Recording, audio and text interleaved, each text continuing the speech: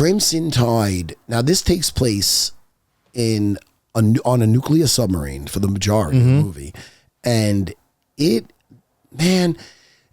premise, it's there's a radical group in Russia or some part of Russia that's rising up, and they got a hold of nuclear weapons and subs, and it's on the brink of World War III, the closest thing since the Cuba missile crisis back in the day. Right. Closest thing since then. And Denzel is in the second command on this warship, this naval ship that's carrying like nukes. So he's the second in command, and he's the head commander of it is the great Gene Hackman. He's fucking phenomenal in this movie. I know. He's so good in this movie. Dude, everybody in this movie is so great. Aragon is in it. Fucking Viggo Mortensen. Oh, yeah, I forgot he was in, yeah. He was best buds, like they show before they get on the sub, man. They're at each other's house having a barbecue. Denzel and Viggo Mortensen, they're best buddies. They're good friends. You know, he knows him before he gets on there. Nobody else really knows Denzel. So from the beginnings, you see some of the relationships in the beginning.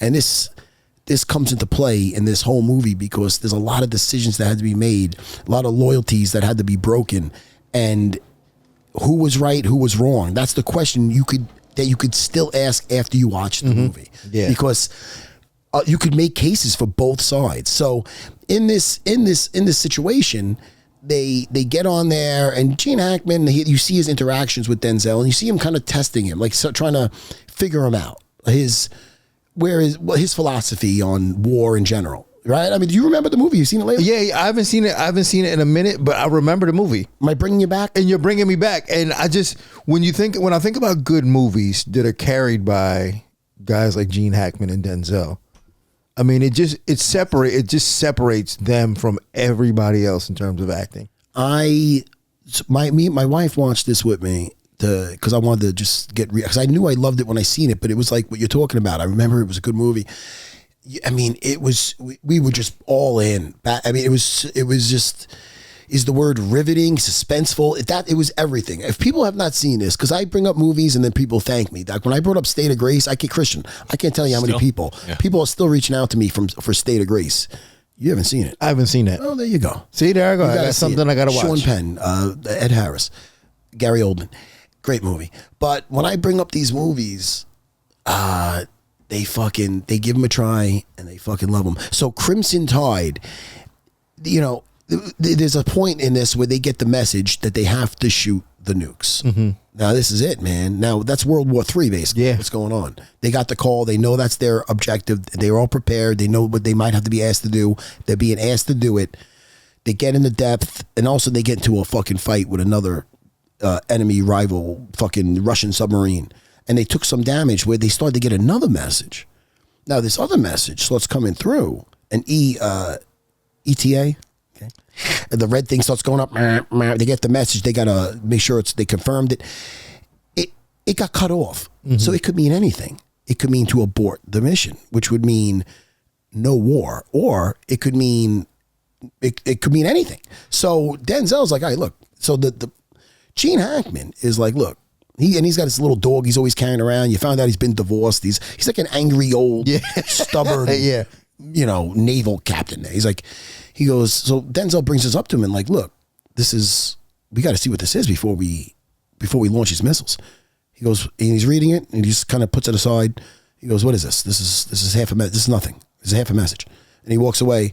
And Denzel's looking at him. He looks away and he's like, walks away, showing a lot of disrespect. Mm-hmm, just like not really showing him much respect. Just like, don't bother me with this. The staff is looking at it. They're looking at him, looking at Denzel. All these shots, how they film this is great because you keep people witnessing a little, problem with the ranks here. They're having some turmoil.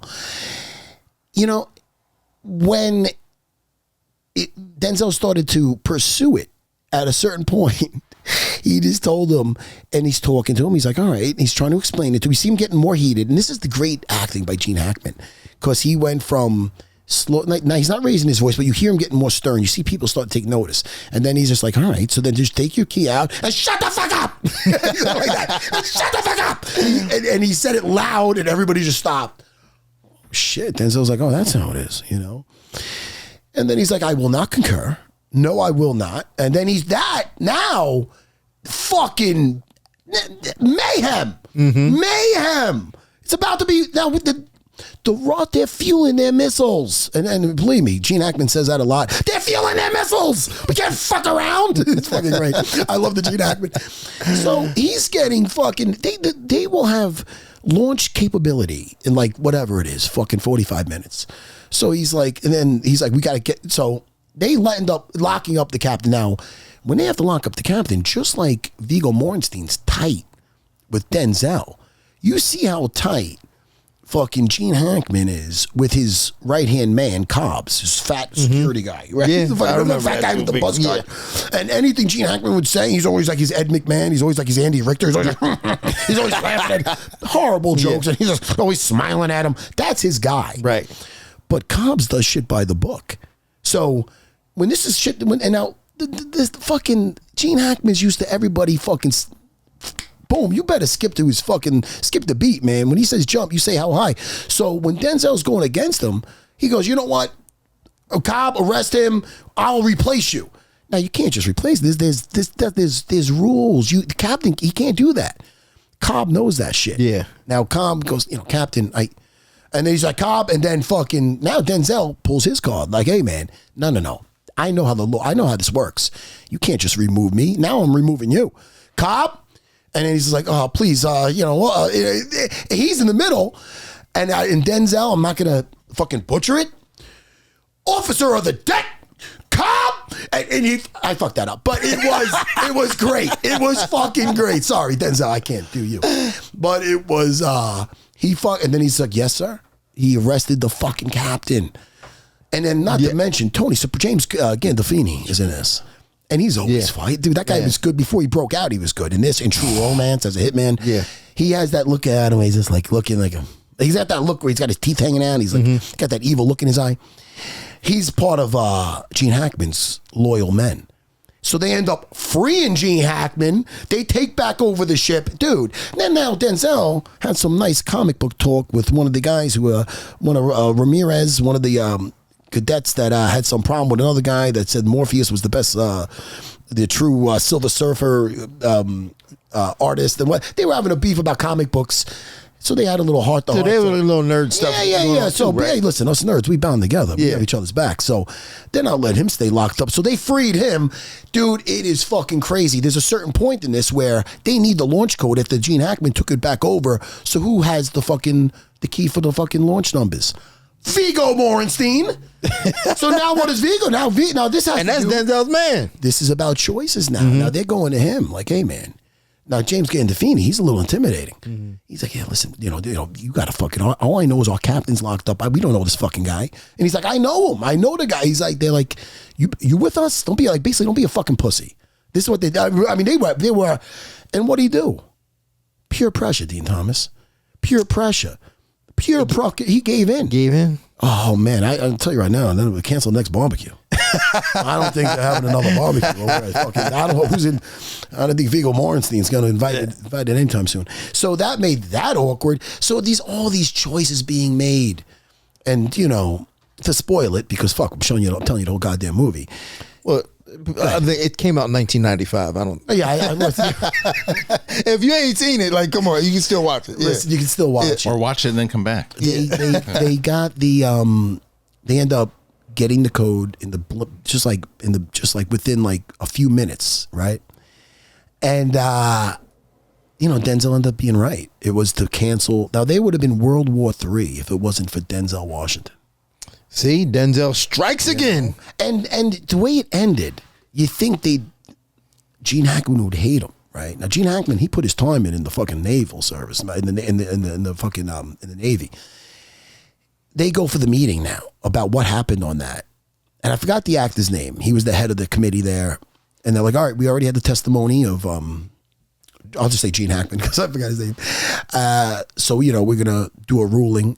And now Denzel's like, well, you didn't hear mine yet. He's like, well, I know the captain for 30 plus years. If he's lying, this is the first it's the first time I've ever seen it, or it's the first thing I know the man. So he's like, do you have a problem with that? Denzel's like, well, I might. he literally said, well, I might. But then he goes, well, you know, he said his piece anyway. So he goes, well, this is what he recommended. And he basically recommended that Denzel takes his job. Like he wanted him to get a promotion over this. Mm-hmm. And I thought that was just, again, back to race relations. No, yeah. It was, then they had a nice little like joke about it. They said earlier something where he was right, he was wrong. And then Denzel being right, he was right about that too. And Gene just, you know, he gives him a smile, they laugh. And they had a nice pleasant, I'll tell you right now, he'll be invited to the barbecue quicker than Viggo Mortensen. Yeah. Right now. He'll end up with that little shitty dog. Probably wants to put that fucking thing on the barbecue. That thing was pissing all over the fucking little rat looking fucking dog. But anyway, as far as movies go, it was a you know, when they say like almost a perfect movie, that's a great fucking movie, man. It's hard to find any holes in that one.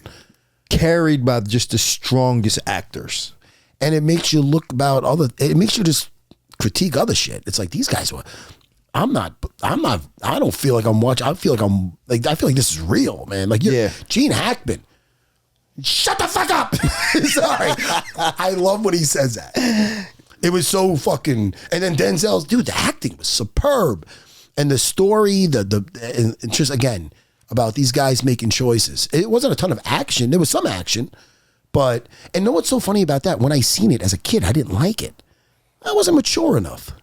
But you still aren't mature enough. What happened? I was going to call the show Man-Child for a second.